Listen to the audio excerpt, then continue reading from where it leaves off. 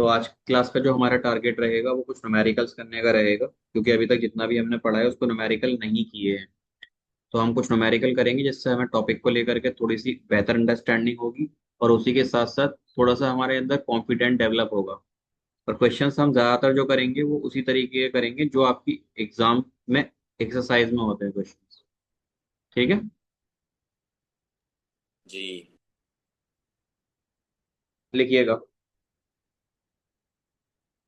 अभी तक इस सर चैप्टर में एक कितने सेकेंड। अभी तक इस चैप्टर में कितने न्यूमेरिकल हम लोग कर चुके हैं, बताएंगे आप मुझे जरा? कोई थर्ड काउंटिंग है आपकी? चैप्टर में ना 8। 8। लिखिएगा, क्वेश्चन नंबर 9 8 लिखिएगा। के बाद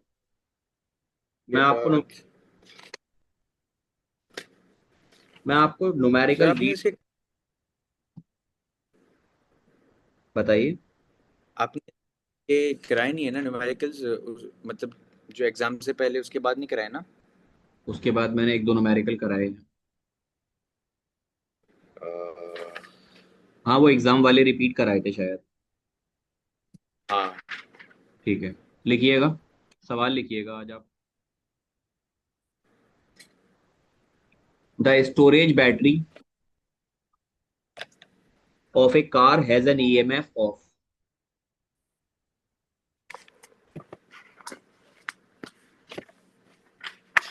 द स्टोरेज, लिख रहे हैं आप? जी। Battery of a car has an EMF of 12 volt.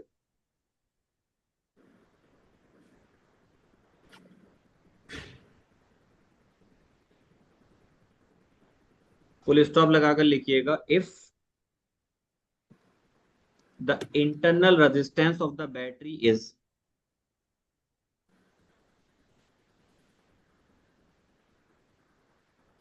if the internal resistance of the battery is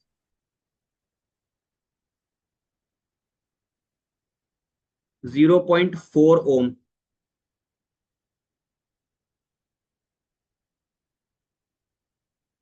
full stop लगाकर लिखिए। 0.4। 0.4 ओम, फुल स्टॉप लगाकर लिखिएगा। उसके बाद what is the maximum current that can be,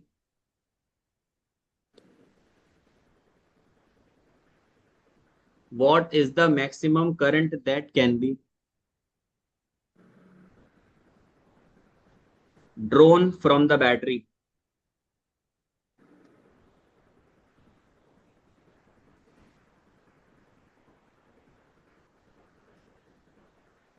that can be drone from the battery. लिख लिया? जी। देखिए, last class में हमने क्या किया था। मैंने आपको एक कंडीशन बताई थी कि एक बैटरी है, उस बैटरी का अपना कोई इंटरनल रेजिस्टेंस है, और ये बैटरी आपकी कनेक्टेड है किसी एक्सटर्नल रेजिस्टेंस आर से। उसको हमने कैपिटल आर से लिखा था, और जो इंटरनल रेजिस्टेंस है उसको हम स्मॉल आर से लिखते हैं। और इस बैटरी का जो पोटेंशियल होता है उसको हम एप्सिलॉन या ई से या ई नेट से दिखाते हैं। तो यहाँ से जो करंट पास होगा इस बैटरी से, आई, उसकी एक एक्सप्रेशन मैंने आपको लिखाई थी आई की।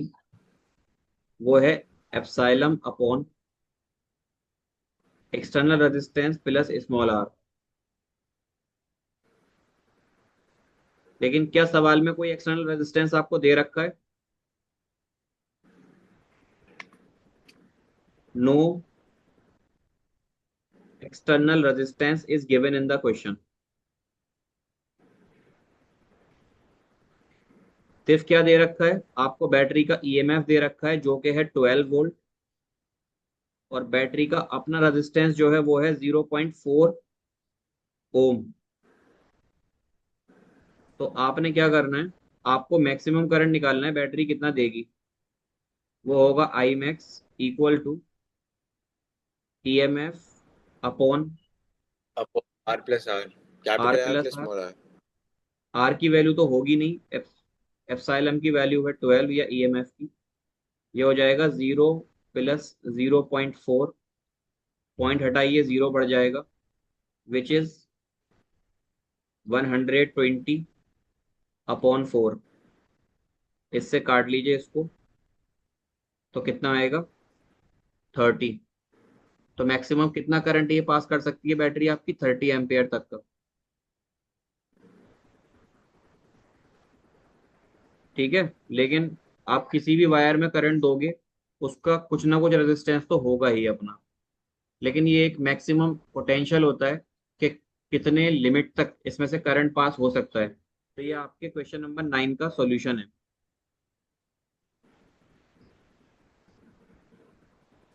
लिखना चाहेंगे आप? जी मैं लिख रहा हूँ। लिख लीजिए।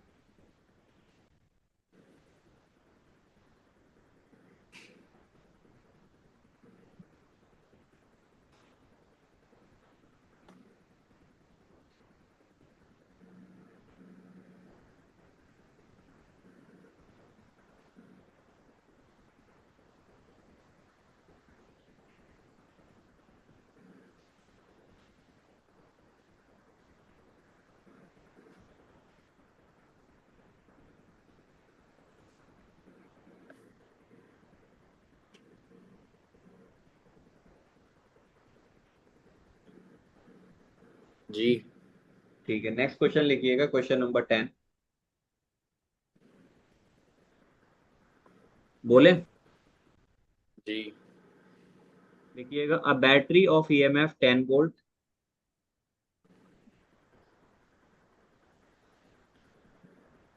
A battery of EMF 10 volt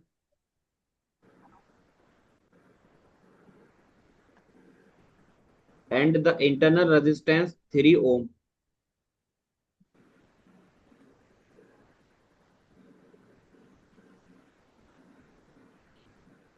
is connected to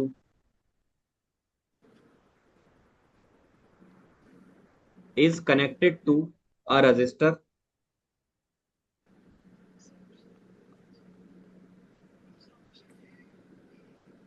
bracket में लिखिएगा capital R.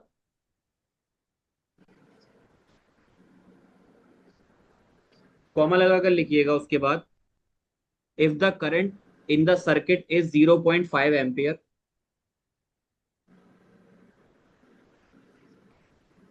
if the current in the circuit is 0.5 ampere,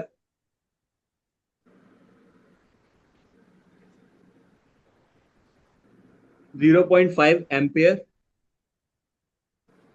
लिखा, जी। then what is the resistance of the resistor?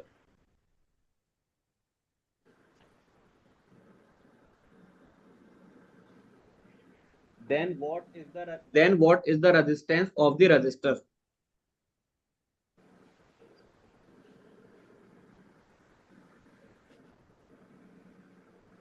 I am got possessed. जब मैं गर्दन में दर्द होता है ना, ऐसा लगता है हो गया। If the current in the circuit is 0.5 ampere, full stop लगाकर लिखा होगा आपने, what is the resistance of the register. लिख लिया? जी। जी।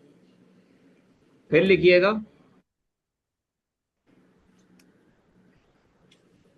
क्वेश्चन मार्क लगाकर लिखिएगा नेक्स्ट लाइन से, what is the terminal voltage of the battery,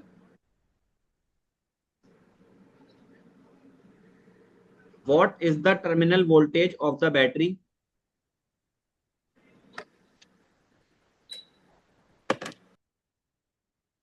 when circuit is closed. Sir एक मिनट।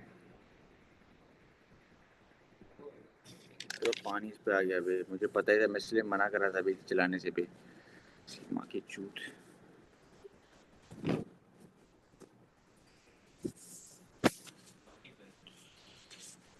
यार ये बोलना।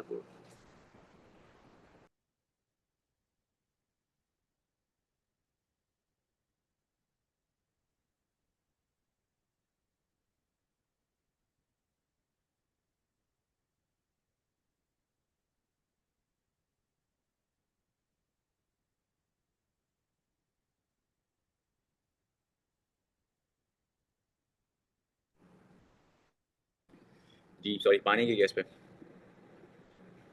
बोलू? जी। कहाँ तक लिख लिया था बताएंगे? What is the terminal voltage? What is the terminal voltage of the battery when circuit is closed?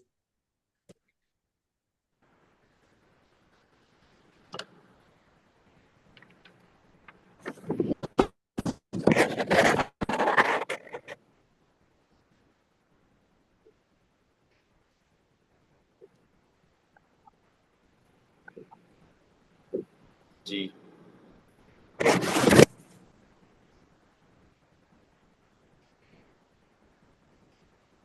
अब देखिए, सवाल पे ध्यान दीजिएगा। सवाल में जो बेसिक सवाल एकेडमिक होते हैं तो वो एकेडमिक अप्रोच से ही सॉल्व होते हैं, जो आपने पढ़ा होता है उसी अप्रोच से।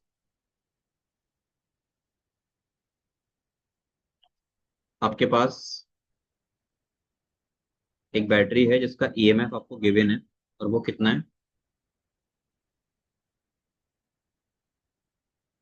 10 वोल्ट। आप बैठे हैं? जी मैं दे रही हूँ। आवाज बहुत दूर से आ रही है। जो बैटरी का इंटरनल रेजिस्टेंस है स्मॉल आर, उसकी वैल्यू है 3 ओम। और जो आपका एक्सटर्नल रेजिस्टेंस है उसकी वैल्यू आपको पता नहीं, लेकिन एक चीज पता है कि बैटरी से जो करंट निकल रहा है वो कितना करंट है? वो है 0.5 एम्पियर। ठीक है। जी।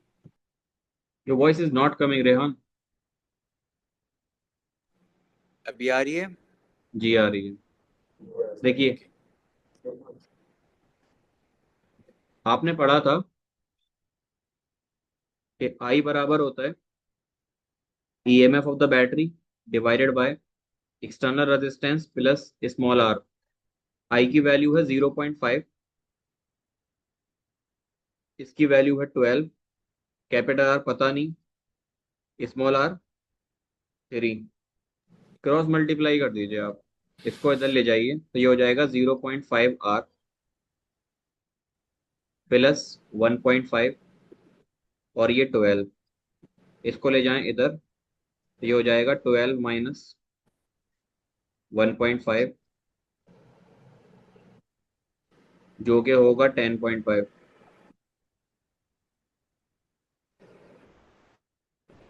0.5 आर के बराबर। यहाँ से आर कितना आ जाएगा आपका? 10.5 अपॉन, टेन मेरी पॉइंट वॉइस फाइव ब्रेक कर डिवाइड रही है क्या? बाई मेरी वॉइस ब्रेक कर रही है, नहीं। अरे। अच्छा, पॉइंट से नो पॉइंट हटा सर। दीजिए आप, और 5 से इसको काट लीजिए। कितना आएगा ये सॉल्व करके? 105 डिवाइड बाई 5 21। एक सेकेंड, मैंने एक गलती कर दी। ये 10 है,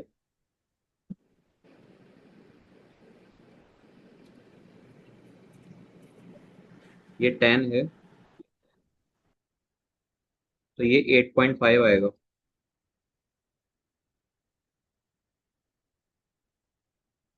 और आप यहाँ जो डिवाइड करेंगे वो 8.5 अपॉन,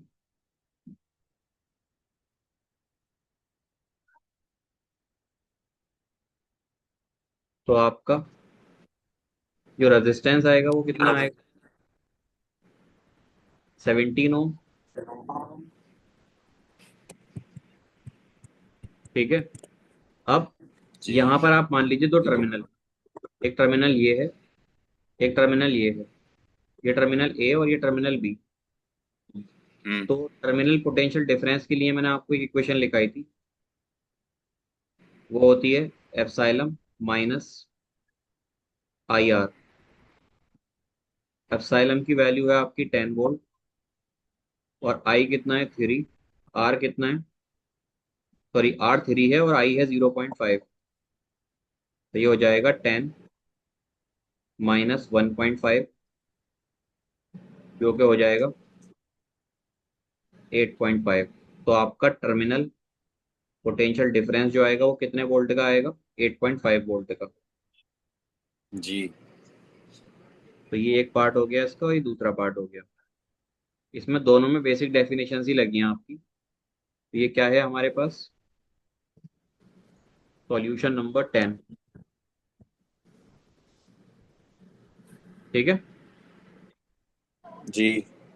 नोट करेंगे इसको। जी कर रहा हूँ। कीजिए।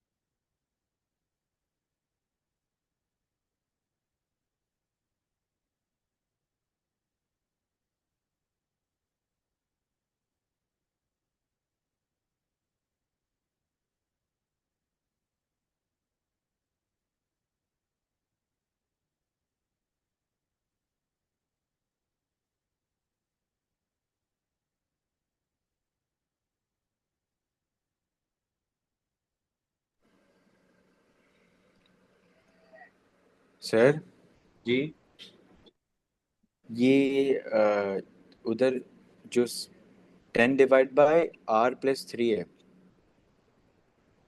तो जी जी, जब आप जब दूसरा स्टेप किया तो आपने 1.5, वो कहाँ से आया? इधर से आया।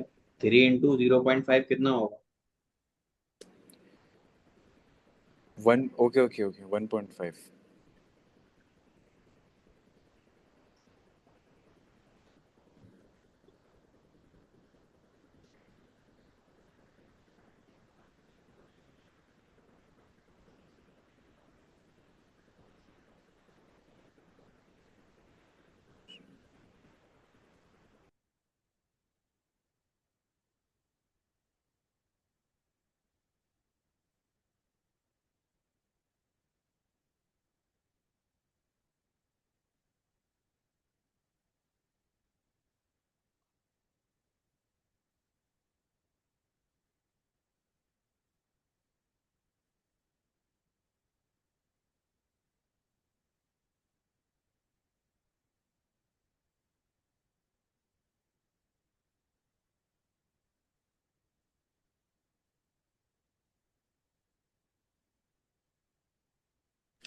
जी हो गया।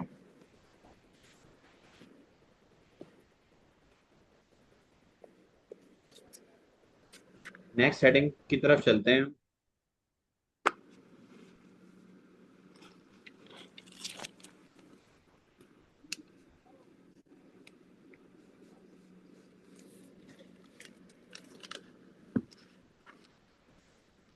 हमारा जो अगली हेडिंग है वो है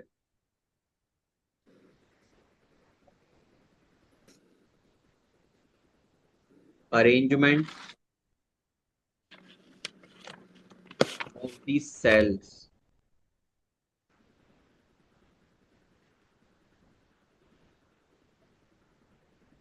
सेल्स को किस तरीके से अरेंज किया जाता है। आपने पता है रेहान ऐसे देखा होगा, जो बटन सेल होते हैं ना, टॉयज वगैरह में जो डलते हैं, आपने उन्हें इस तरीके से लगे हुए देखा होगा। एक सेल, उसके ही जस्ट बराबर में एक और सेल, उसके ही जस्ट बराबर में एक और सेल। देखें ऐसे लगे हुए सेल, बटन सेल जो होते हैं। जी सर। तो ये एक अरेंजमेंट होता है सेल्स का। और एक होती है सोलर प्लेट, या सोलर पैनल बोलते हैं उसको। उसमें जो अरेंजमेंट ऑफ द सेल्स होते हैं वो देखिएगा आप, वो इस तरीके से लगे होते हैं। तो इसी को बोला जाता है कि अगर आप किसी भी जगह पर सेल्स को अरेंज कर रहे हो तो किस तरीके से कर रहे हो। या फिर जी बैटरीज जो होती हैं, बैटरी भी आप अरेंज करते हैं, एक बैटरी से दूसरी बैटरी, दूसरी बैटरी से तीसरी बैटरी, ताकि आपको जो करंट की रिक्वायरमेंट होती है वो अरेंजमेंट बहुत उसमें इंपॉर्टेंट होता है। तो अरेंजमेंट जो सेल्स के करते हैं हम, वो दो तरीके से करते हैं। एक होता है आपका सीरीज अरेंजमेंट, और दूसरा होता है पैरेलल अरेंजमेंट। तो हम वन बाय वन जी पढ़ेंगे, ठीक है। सबसे पहले सीरीज अरेंजमेंट पढ़ेंगे। सीरीज अरेंजमेंट में क्या होगा, आपके पास, आप यहाँ मान लीजिए कि आपके पास पहला केस है जिसमें एक टर्मिनल पॉइंट है, एक बैटरी लगी हुई है, उस बैटरी का कोई अपना इंटरनल रेजिस्टेंस है, फिर एक और बैटरी है, फिर उस बैटरी का अपना इंटरनल रेजिस्टेंस है, फिर एक और बैटरी है, इसका अपना इंटरनल रेजिस्टेंस है, फिर ये टर्मिनल पॉइंट है। तो ये पॉइंट को आप मान लीजिएगा कि ये आपका पहला पॉइंट है और ये आपका दूसरा पॉइंट है, लेकिन यहाँ जो आपकी बैटरी है उसका EMF 1, EMF 2, EMF 3, वो रूल याद है आपको? इधर से चलेंगे तो बैटरी के जिस टर्मिनल को क्रॉस कर रहे हैं हम वो टर्मिनल लेते हैं, पॉजिटिव को क्रॉस करेंगे तो पॉजिटिव लेंगे, नेगेटिव को क्रॉस करेंगे तो नेगेटिव लेंगे, वो याद है? जी। This is R1, this is R2, and this internal resistance is R3। अब अगर मुझे इन सारी बैटरीज की वजह से नेट पोटेंशियल निकालना है तो मैं लिखूंगा ई नेट। और जब सीरीज में आपके पोटेंशियल लगे होते हैं तो इनको निकालने के साथ आप जोड़ते हैं ऐसे, E1 + E2। और ये देखिए, यहां से अगर मैं आता हूँ या मैं इधर से आता हूँ, डिपेंड करता है मैं आ किधर से रहा हूँ। तो मैं जो आ रहा हूँ इस बार वो इधर की साइड से आ रहा हूँ, ऐसे करके यहाँ तक पहुंचूंगा पोटेंशियल के लिए। तो मैंने इस बैटरी का कौन सा टर्मिनल काटा बाद में? नेगेटिव, इसका पॉजिटिव और इसका भी पॉजिटिव। तो E1 E2 को पॉजिटिव लिया है और E3 को कैसे लूंगा? नेगेटिव। नेगेटिव। आई बात समझ में? जी। अब सीरीज में इन तीनों बैटरीज के जो रेजिस्टेंस होंगे उनको कैसे सॉल्व करेंगे आप? उनको लिख लीजिएगा आर नेट। और तीनों रेजिस्टेंस आपके अगर सीरीज में लगे हुए तो उनका ओवरऑल रेजिस्टेंस होगा R1 + R2 + R3। रेजिस्टेंस में कोई प्लस माइनस नहीं होगा, आप रेजिस्टेंस को नॉर्मली जैसे जोड़ते हैं वैसे ही जोड़ेंगे। तो ये आपका ओवरऑल इंटरनल रेजिस्टेंस हो जाएगा, ठीक है? और ये हो जाएगा नेट जी। EMF of the arrangement of the batteries, ठीक है? जी। ये क्या है? This is your total EMF of the series arrangement.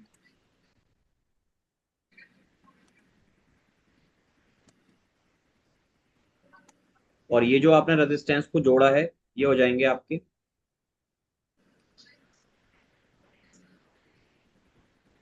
Resistance, या कह लीजिए इक्विवेलेंट रेजिस्टेंस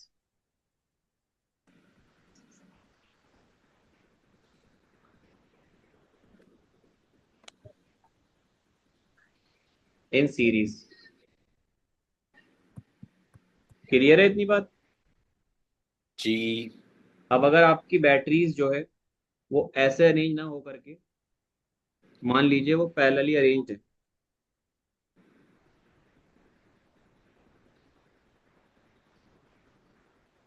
पैरेलल कॉम्बिनेशन कह लीजिए या अरेंजमेंट कह लीजिए। तो पैरेलली बैटरी किस तरीके से अरेंज होती है हम उसको लिखते हैं, पहले बना देते हैं।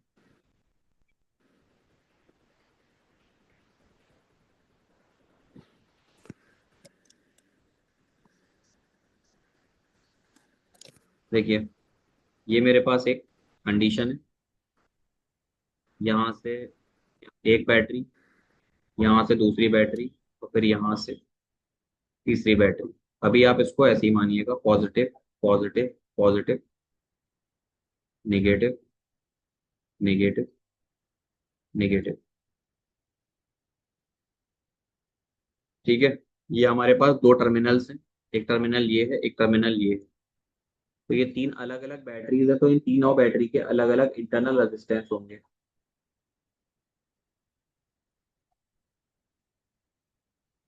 ठीक है ना?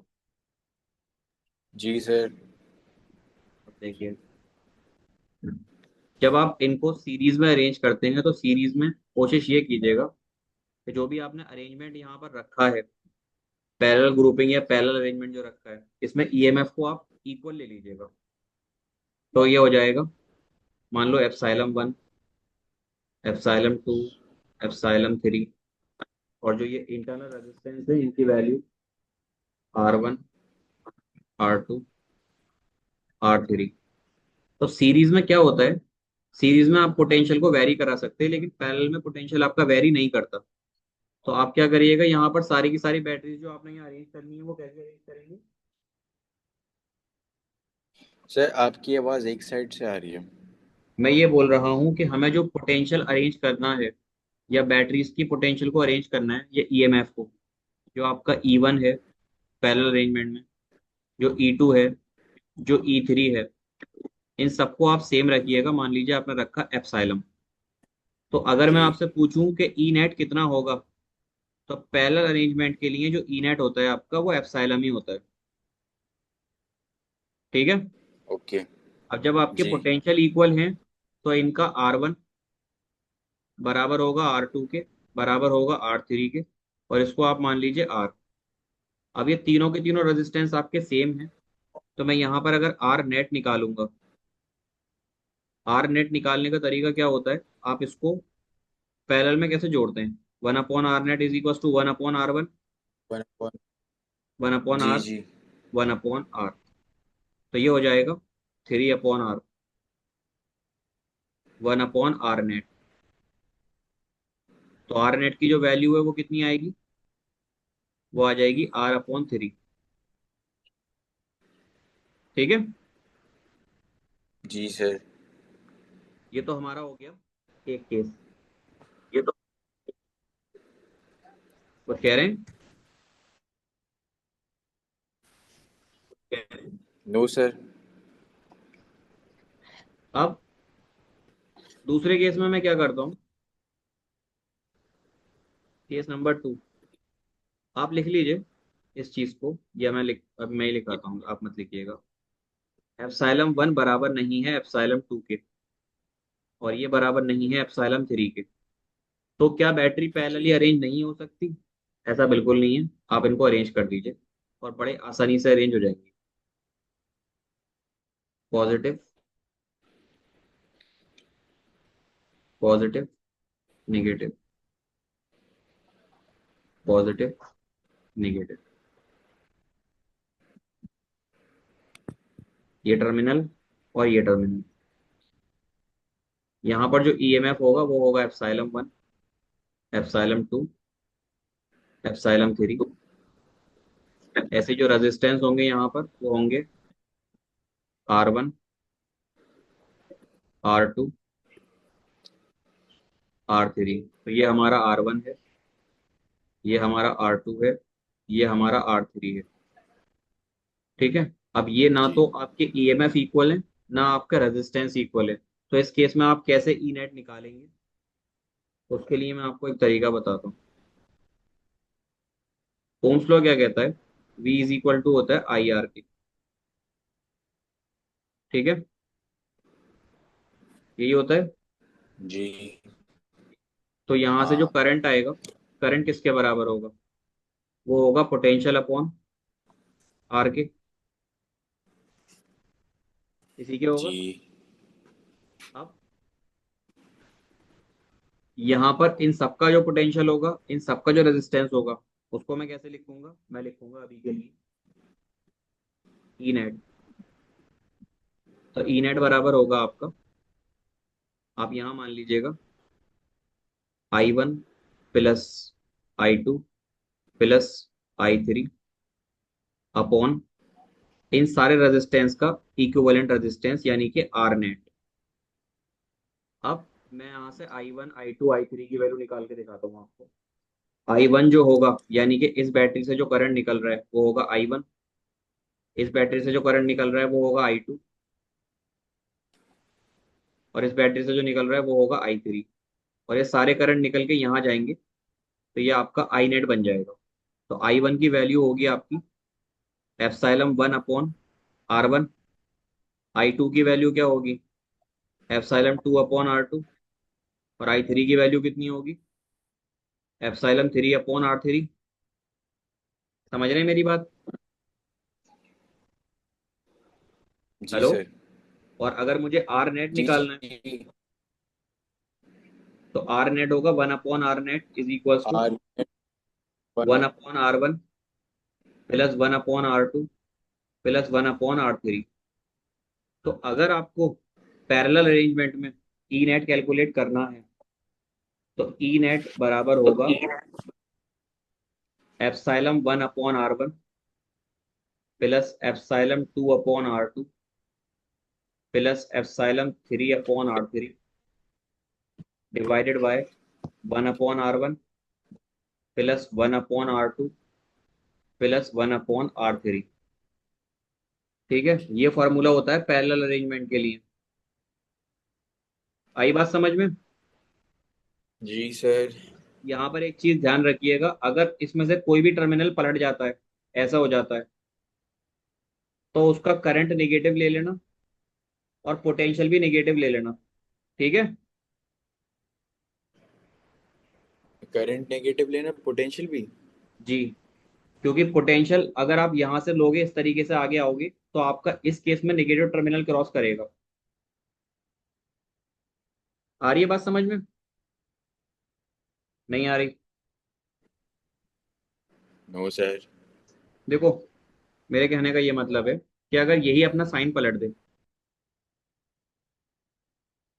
ये ऐसे हो जाए, ऐसे हो जाए, ये नेगेटिव और ये पॉजिटिव, तो आपको यहाँ जो आपने पोटेंशियल पॉजिटिव में ले रखा है, आप इसको माइनस कर दीजिएगा। समझे? जी। ठीक है, तो मैं अभी तो इसको हटा देता हूँ यहाँ से, लेकिन आप ध्यान रखिएगा इस चीज को। Positive negative, this is positive. इतनी बात क्लियर है जो मैंने बताई आपको? हाँ सर। अब देखिए, मैं आपको दो बातें और बताता हूँ यहाँ पर। दो बातें ये हैं कि अगर ऐसे करके आपके पास एक, दो,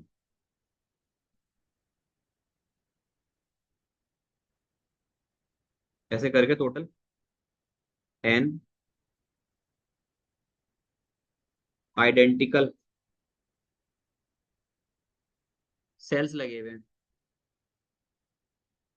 इसका मतलब इसका epsilon, epsilon, epsilon, R, R, R, total कितने हैं ये?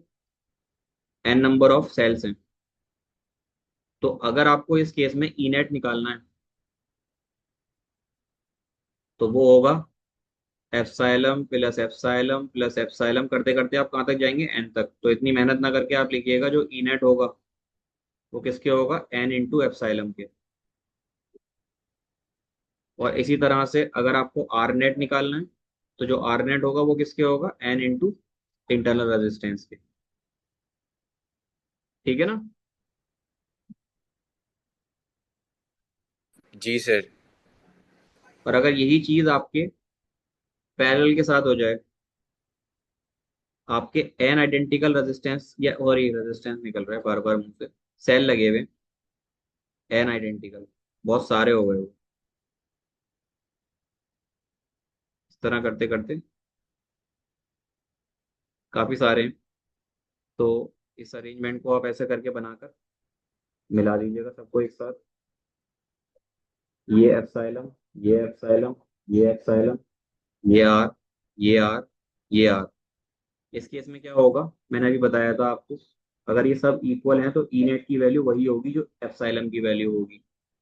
लेकिन जो आपका आर नेट आएगा ना इस बार, वो हो जाएगा आर अपॉन एन के बराबर। ठीक है?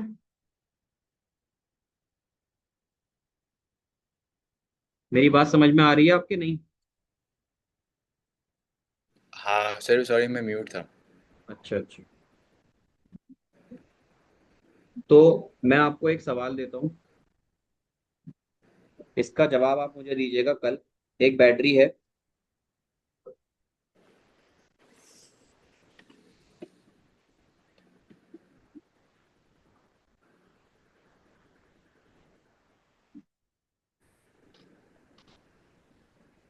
और जो हमारे यूट्यूब वाले बच्चे हैं इसका आंसर कमेंट सेक्शन में लिखेंगे सॉल्व करके। देखो, ये बैटरी है 10 वोल्ट की, ये है 15 वोल्ट की, और ये है फिर से 10 वोल्ट की। यहाँ जो रेजिस्टेंस है वो है 2 ओम। यहाँ रेजिस्टेंस है 3 ओम। और यहाँ रेजिस्टेंस है 2 ओम। आपको फाइंड क्या क्या करना है?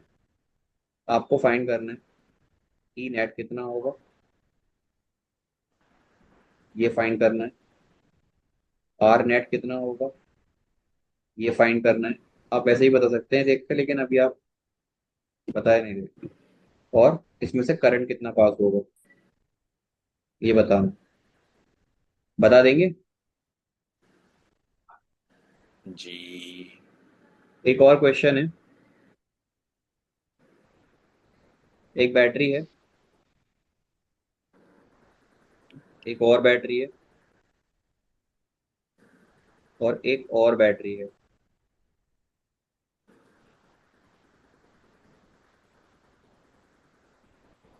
इन तीनों बैटरीज का कुछ ना कुछ इंटरनल रेजिस्टेंस है।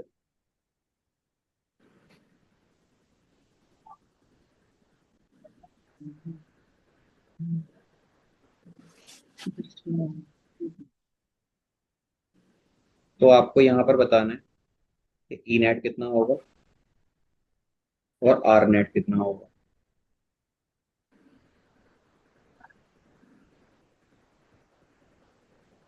आ रहा हूँ, मैं आ रहा हूँ। देखिए, ये जो वैल्यू है एप्सिलॉन 1, एप्सिलॉन 2, एप्सिलॉन 3, ये मैं आपको लिख देता हूँ। ये है 5 वोल्ट, ये है 10 वोल्ट, और ये है 15 वोल्ट। जो रेजिस्टेंस है यहाँ पर वो है 2 ओम, 2 ओम, और 2 ओम। ठीक है। जी।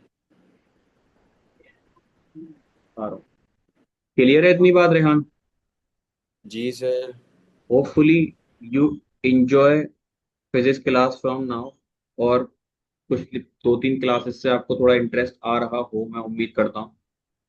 ऐसा है कि नहीं?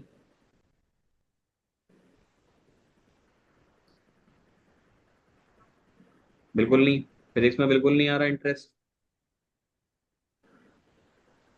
हम्म, ऑनेस्टली बता दीजिए।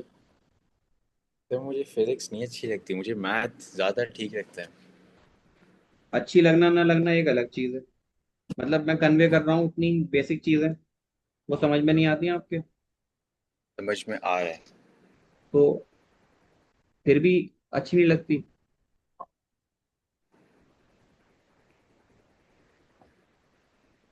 फिजिक्स तो आनी चाहिए भाई, अगर आप कुछ करना चाहते हैं लाइफ में तो, वो भी मैथमेटिक बैकग्राउंड के साथ।